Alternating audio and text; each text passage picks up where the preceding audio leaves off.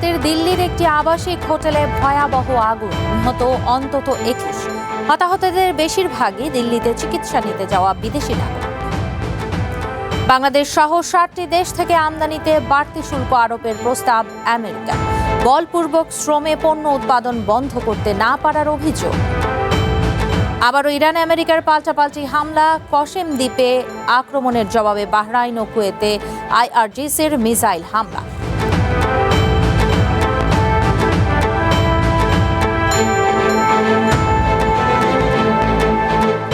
স্বাগত আন্তর্জাতিক বুলেটিনে, আমি ঝুমি রহমান। শুনছিলেন শিরোনাম, এবার বিস্তারিত। ভারতের দিল্লির একটি আবাসিক হোটেলে ভয়াবহ আগুনে অন্তত 21 জন নিহত হয়েছেন। আহত হয়েছেন আরও বেশ কয়েকজন।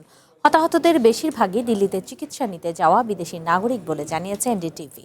বুধবার সকালে মালভিয়া নগরের 5 তলা ভবনটিতে আগুন লাগে। ভবনটিতে থাকা মিকাসা ইন হোটেলের নিচতলায় রেস্টুরেন্টে আগুনের সূত্রপাত। এই সময় বেশিরভাগ অতিথি ঘুমিয়েছিলেন বলে ধারণা করা হচ্ছে। আগুন থেকে বাঁচতে অনেকেই নিচে ঝাঁপ দেন। দমকল বাহিনীর সদস্যরা এই পর্যন্ত 40 জনের বেশি মানুষকে উদ্ধার করেছে। তবে আগুনের কারণ সম্পর্কে এখনো কিছু জানা যায়নি। হতাহতদের পরিচয় নিশ্চিত করেনি পুলিশ। এই ঘটনায় শোক জানিয়েছেন প্রধানমন্ত্রী নরেন্দ্র মোদী ও দিল্লির মুখ্যমন্ত্রী রেখা গুপ্ত। বলপূর্বক শ্রমে পণ্য উৎপাদন নিষিদ্ধ করতে না পারার অভিযোগে বাংলাদেশ সহ 7টি দেশে বাড়তি শুল্ক আরোপের প্রস্তাব দিয়েছে আমেরিকা। স্থানীয় সময় মঙ্গলবার দেশটির ট্রেড রিপ্রেজেন্টেটিভ অফিস ইউএসটিআর এর বিজ্ঞপ্তিতে এসব তথ্য জানানো হয়। ফলে দেশের আমদানিতে আরও 10 থেকে 12.5% বাড়তি শুল্ক যোগ হওয়ার শঙ্কা দেখা দিয়েছে। বাংলাদেশ সহ বিশ্বের 7টি দেশের ওপর নতুন করে বাণিজ্য বিধিনিষেধের ঘোষণা দিয়েছে আমেরিকা। বলপূর্বক শ্রম উৎপাদন বন্ধ করতে না পারায় এসব দেশে 10 থেকে 12.5% পর্যন্ত শুল্ক আরোপের প্রস্তাব দিয়েছে ট্রাম্প প্রশাসন। বুধবার এক বিজ্ঞপ্তিতে এসব কথা জানায় আমেরিকার ট্রেড রিপ্রেজেন্টেটিভস অফিস ইউএসটিআর। বাণিজ্য আইন 1974-এর 301 ধারা অনুযায়ী করা তদন্তে এই 7টি দেশ বাধ্যতামূলক ও বলপূর্বক শ্রমের মাধ্যমে পণ্য উৎপাদন ঠেকাতে ব্যর্থ হয়েছে বলে জানায় দপ্তরটি। এর আগে ক্ষমতায় আসার পর বিশ্ব অর্থনীতিতে তোলপাড় তৈরি করে প্রেসিডেন্ট ট্রাম্পের প্রতিশোধমূলক শুল্ক নীতি। তবে সুপ্রিম কোর্টের শুনানিতে তা বন্ধ হওয়ার পর প্রশাসনকে শুল্ক আরোপের বিকল্প নীতি খোঁজার নির্দেশ দেন ট্রাম্প। নতুন করে বিধিনিষেধের এই প্রস্তাবে রয়েছে চায়না, জাপান, কানাডা, ইউরোপিয়ান ইউনিয়নের মতো ওয়াশিংটনের বৃহৎ বাণিজ্য অংশীদারদের নামও। এছাড়াও Bharat, Pakistan, Australia, Israel, Malaysia, New Zealand, Qatar, Russia, Saudi Arab, ব্রিটেনের মতো দেশগুলোর নামও রয়েছে প্রস্তাবিত শুল্কের তালিকায়। বিবৃতিতে আমেরিকার ট্রেড রিপ্রেজেন্টেটিভ জেমিসন গ্রিয়ার জানান, গুরুত্বপূর্ণ বাণিজ্য অংশীদার দেশগুলোর জোরপূর্বক শ্রমে পণ্য উৎপাদন বন্ধের ব্যর্থতা অগ্রহণযোগ্য। তিনি আরও বলেন, এর ফলে এমন একটি পরিস্থিতি তৈরি হয় যেখানে আমেরিকার শ্রমিকরা বিশ্বব্যাপী একটি অসম প্রতিযোগিতার ময়দানে প্রতিদ্বন্দ্বিতা করতে বাধ্য হন। তবে এখনই কার্যকর হচ্ছে না প্রস্তাবিত এই শুল্ক। আগামী মাসে এই বিষয়ে শুনানির কথা জানিয়েছে ইউএসটিআর। মার্জিয়া উপমা, ওয়ান ইন্টারন্যাশনাল ডেস্ক। যুদ্ধবিরতির অচলাবস্থার মধ্যে সাম্প্রতিক সময়ে সবচেয়ে গুরুতর সংঘাতে জড়িয়েছে ইরান আমেরিকা। এতে পুরোদমে সংঘাতের সংখ্যা আরও জোরালো হয়ে উঠেছে। বুধবার হরমুজে ইরানগামী ট্যাঙ্কার সহ কসেম দ্বীপে আক্রমণের কথা জানায় সেন্টকম। জবাবে বাহরাইনে আমেরিকার বাহিনীর 5th ফ্লিটের হেডকোয়ার্টার সহ কুয়েতে কয়েক দফায় ড্রোন ও মিসাইল ছোড়ে আইআরজিসি। হামলায় কুয়েত ইন্টারন্যাশনাল এয়ারপোর্টের T1 বিল্ডিংয়ে ব্যাপক ক্ষয়ক্ষতি ও কয়েকজনের আহত হওয়ার কথা নিশ্চিত করেছে দেশটি। বন্ধ রয়েছে ফ্লাইট চলাচল। নতুন করে হামলায় জড়িয়েছে ইরান আমেরিকা। বুধবার খার্গ দ্বীপের কাছে ইরানগামী ট্যাঙ্কারে আক্রমণ চালায় আমেরিকার সেন্ট্রাল কমান্ড। নৌ অবরোধ ও সতর্কতা উপেক্ষা করে ইরানে প্রবেশের চেষ্টার সময়ে জাহাজটিতে হেলফায়ার মিসাইলে এই হামলা হয়। একই সাথে বেসামরিক নৌযান লক্ষ্য করে ইরানের আক্রমণ চেষ্টার বিরুদ্ধে আত্মরক্ষামূলক হামলার দাবি করেছে সেন্টকম। হরমুজ প্রণালীর কসেম দ্বীপে আইআরজিসির গ্রাউন্ড কন্ট্রোল স্টেশনে মিসাইল ছোড়ার কথা জানায় বাহিনীটি। জবাবে ইসরায়েল আমেরিকার সংশ্লিষ্ট জাহাজে মিসাইল হামলার কথা জানায় তেহরান। বাহরাইনে আমেরিকার 5th ফ্লিটের হেডকোয়ার্টার ও বাহিনীর হেলিকপ্টারে হামলার দাবি করেছে ইরানের রেভলিউশনারি গার্ড IRGC। হামলা হয়েছে কুয়েতে আমেরিকার ঘাঁটি লক্ষ্য করেও। সেন্টকমের দাবি, কুয়েতে ছোড়া দুটি ব্যালিস্টিক মিসাইলের পাল্লা লক্ষ্যবস্তুতে পৌঁছাতে পারেনি। বাহরাইনে IRGCর মিসাইল ও ড্রোন প্রতিহতের দাবিও করেছে আমেরিকার বাহিনী। পাল্টাপাল্টি হামলার এই ঘটনা এমন সময়ে এসেছে যখন যুদ্ধ নিয়ে প্রথমবারের মতো কংগ্রেসের জেরার সম্মুখীন হয়েছেন আমেরিকার পররাষ্ট্রমন্ত্রী মার্কো রুবিও। যুদ্ধবন্ধে ট্রাম্প প্রশাসনের কৌশল প্রশ্নে আইন প্রণেতাদের সাথে উত্তপ্ত বাক্য বিনিময়ে জড়ান এই নেতা। কংগ্রেসের রুবিও দাবি করেন, যুদ্ধ শেষ হয়ে গেছে। যুদ্ধের প্রথম দিনে আহত ইরানের সর্বোচ্চ নেতা বেঁচে আছেন এবং সমঝোতা আলোচনায় গভীরভাবে সম্পৃক্ত বলেও জানান রুবিও, যদিও সেসব লিখিত ও মধ্যস্থতাকারীদের মাধ্যমে। আইন প্রণেতাদের প্রশ্নের মুখে তিনি জানান, হরমুজ খুলে দেওয়ার বিপরীতে ইরানের বিরুদ্ধে নিষেধাজ্ঞা শিথিলের কোনো প্রস্তাব নিয়ে আলোচনা হচ্ছে না। নিষেধাজ্ঞা শিথিলের যে কোনো প্রস্তাব শর্ত সাপেক্ষ, যার মানে হলো এসব নিষেধাজ্ঞা যেসব কারণে দেয়া হয়েছিল সেটাতেই ফেরত যেতে হবে, অর্থাৎ তাদের পরমাণু কর্মসূচি ও সমৃদ্ধ ইউরেনিয়াম। এদিকে মঙ্গলবার ইরানের গণমাধ্যমগুলো জানায়, হরমুজ পাড়ি দিতে অপেক্ষায় থাকা জাহাজগুলোর জন্য আবেদন প্রক্রিয়া চালু করেছে IRGC। নির্দিষ্ট প্রক্রিয়ায় জাহাজগুলো আবেদন করে অনুমোদন নিয়ে জলপথটি পাড়ি দিতে পারবে বলে জানানো হয়। মার্জিয়া উপমা, ওয়ান ইন্টারন্যাশনাল ডেস্ক।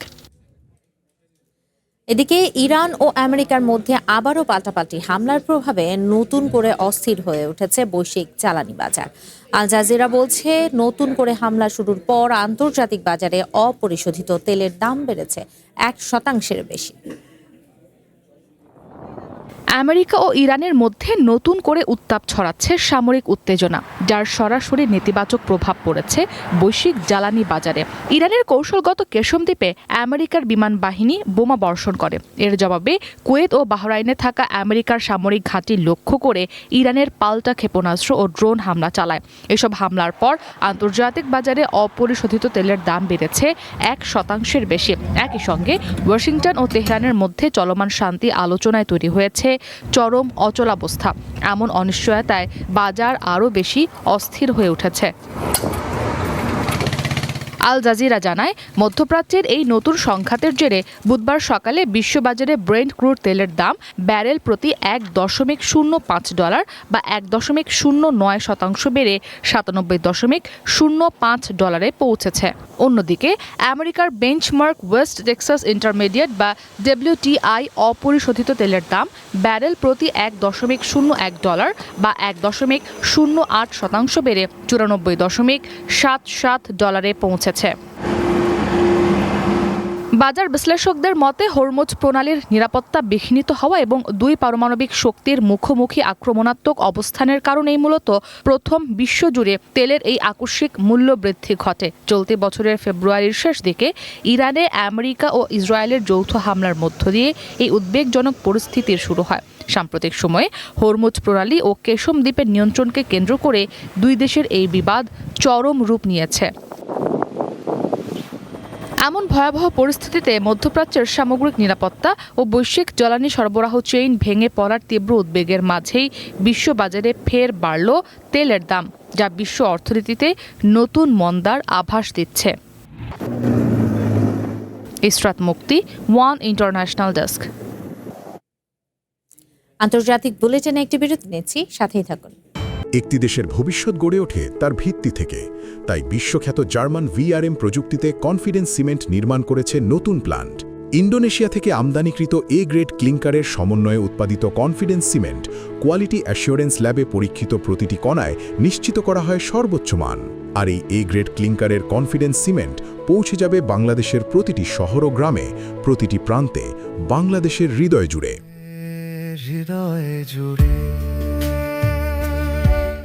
স্বাগত আন্তর্জাতিক বুলেটিনে। ইসরায়েল ও লেবাননের মধ্যে বুধবারই হতে পারে শান্তি চুক্তি, এমনটাই বলেছেন আমেরিকার স্টেট সেক্রেটারি মার্কো রুবিও। মঙ্গলবার ইসরায়েল ও লেবাননের প্রতিনিধিরা চতুর্থবারের মতো ওয়াশিংটনে আলোচনায় বসেন। আলোচনা পর্ব শেষে রুবিও এসব কথা জানান। তিনি বলেন, দুই দেশের শান্তি চুক্তির মাঝে এখন একমাত্র বাধা হিজবুল্লাহ। কয়েকদিনের মাঝেই ইসরায়েল ও লেবাননের মধ্যে শান্তি চুক্তির আশা করছেন আমেরিকার স্টেট সেক্রেটারি মার্কো রুবিও। তার মতে ইসরায়েল লেবাননকে দখল করতে চায় না, তাদের শত্রুতা হিজবুল্লাহর সাথে, আর ইরান আছে বলেই হিজবুল্লাহর অস্তিত্ব আছে। মঙ্গলবার আমেরিকার স্টেট ডিপার্টমেন্টে ইসরায়েল ও লেবাননের প্রতিনিধিরা আবারও আলোচনায় বসেন। মধ্যস্থতাকারী রুবিও আশা করছেন ইরানের কোনো রকম হস্তক্ষেপ ছাড়াই এই শান্তি চুক্তি হবে।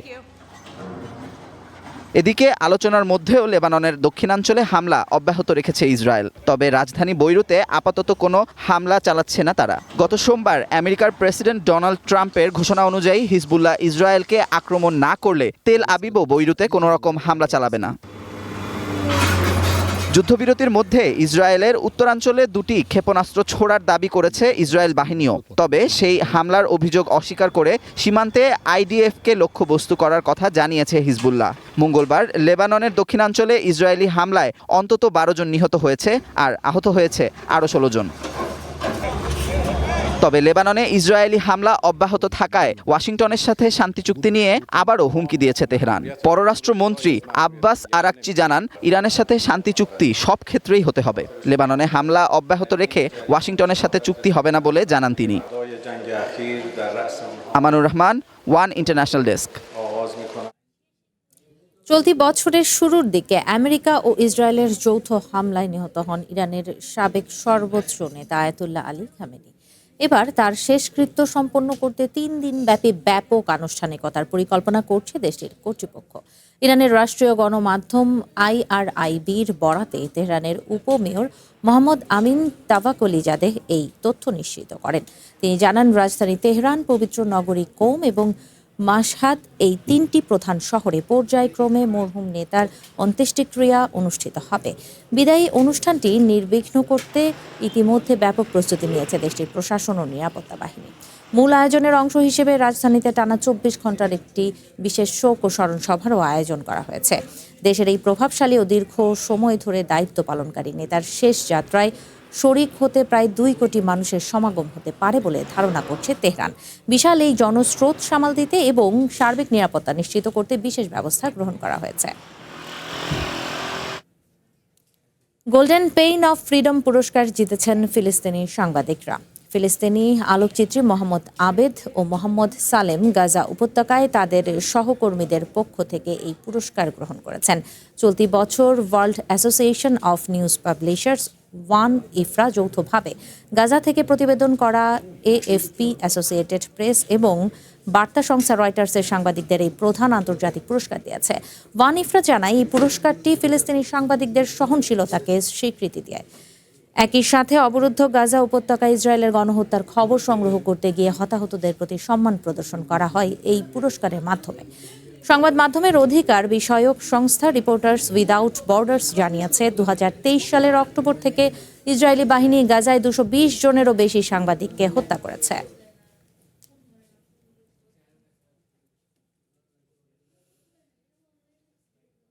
আন্তর্জাতিক বুলেটিনে আরেকটি বিরতি নিচ্ছি, সাথেই থাকুন। একটি দেশের ভবিষ্যৎ গড়ে ওঠে তার ভিত্তি থেকে। তাই বিশ্বখ্যাত জার্মান VRM প্রযুক্তিতে কনফিডেন্স সিমেন্ট নির্মাণ করেছে নতুন প্ল্যান্ট। ইন্দোনেশিয়া থেকে আমদানিকৃত A গ্রেড ক্লিংকারের সমন্বয়ে উৎপাদিত কনফিডেন্স সিমেন্ট কোয়ালিটি অ্যাসিওরেন্স ল্যাবে পরীক্ষিত প্রতিটি কণায় নিশ্চিত করা হয় সর্বোচ্চ মান। আর এই A গ্রেড ক্লিংকারের কনফিডেন্স সিমেন্ট পৌঁছে যাবে বাংলাদেশের প্রতিটি শহর ও গ্রামে, প্রতিটি প্রান্তে, বাংলাদেশের হৃদয় জুড়ে।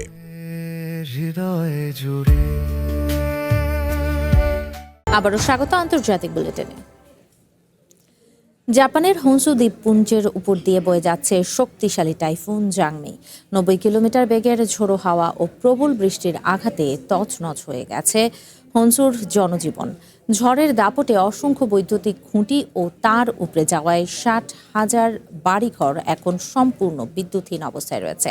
এরই মাঝে দেশটির বিভিন্ন স্থানে কয়েক লাখ মানুষকে নিরাপদ স্থানে সরে যাওয়ার সতর্কতা জারি করা হয়েছে। জাপান এয়ারলাইন্স এবং নিপ্পন এয়ারওয়েজ সহ প্রায় 900 ফ্লাইট বাতিল হয়েছে। পাশাপাশি খারাপ আবহাওয়ার জন্য 13টি কারখানার কাজ স্থগিত করেছে টয়োটা মোটরস। পরিস্থিতি মোকাবেলায় জাপান সরকার সর্বোচ্চ স্তরের জরুরি প্রোটোকল সক্রিয় রয়েছে। তবে জাপানের আবহাওয়া অধিদপ্তর জানায় প্রশান্ত মহাসাগরের উপকূলের এলাকায় এই ঝড় প্রাণঘাতী আঘাত হানতে পারে। মঙ্গলবার এই টাইফুন দেশটির কিউসু দ্বীপপুঞ্জের উপর দিয়ে বয়ে যায়। এতে অন্তত 16 জন আহত হয়।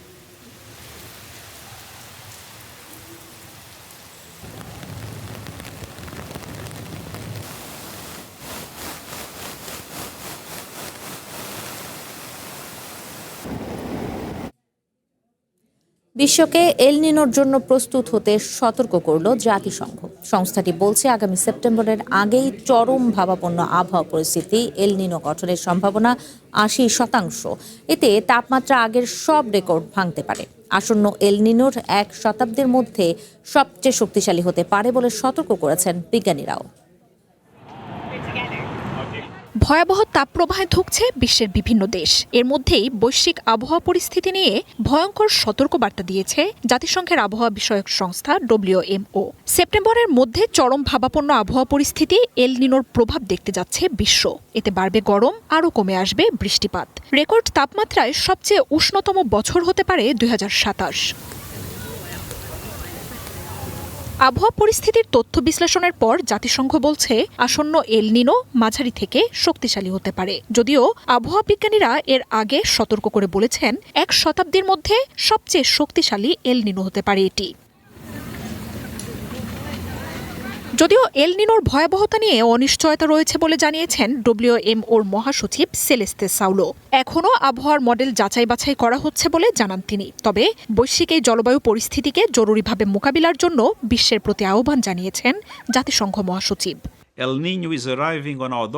গরমে নাকাল বিশ্বে আগুনে ঘি ঢালবে এল নিনো পরিস্থিতি, যার প্রভাব হবে আরও কঠিন।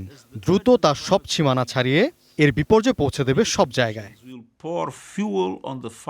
বিজ্ঞানীরা বলছেন আমেরিকার দক্ষিণাংশ, হর্ন অব আফ্রিকা ও সেন্ট্রাল এশিয়ায় ভারী বৃষ্টিপাত, আর অস্ট্রেলিয়া, ইন্দোনেশিয়া সহ দক্ষিণ এশিয়ার কিছু অংশে শুষ্ক আবহাওয়ার মতো প্রতিটি এল নিনোতেই ভিন্ন ভিন্ন ঘটনার সম্ভাবনা থাকে। পানির তাপমাত্রা বেড়ে প্রশান্ত মহাসাগরে হ্যারিকেনের সম্ভাবনা বাড়িয়ে তুলতে পারে।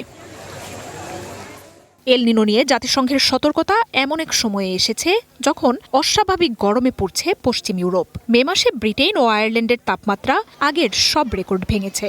এল নিনোর কারণে বৈশ্বিক জ্বালানি ও খাদ্য সংকটের শঙ্কাও বাড়ছে। কৃষিখাতের ঝুঁকি ও দুর্যোগে জীবন মৃত্যুর প্রশ্নের মুখে পড়তে পারেন বহু মানুষ।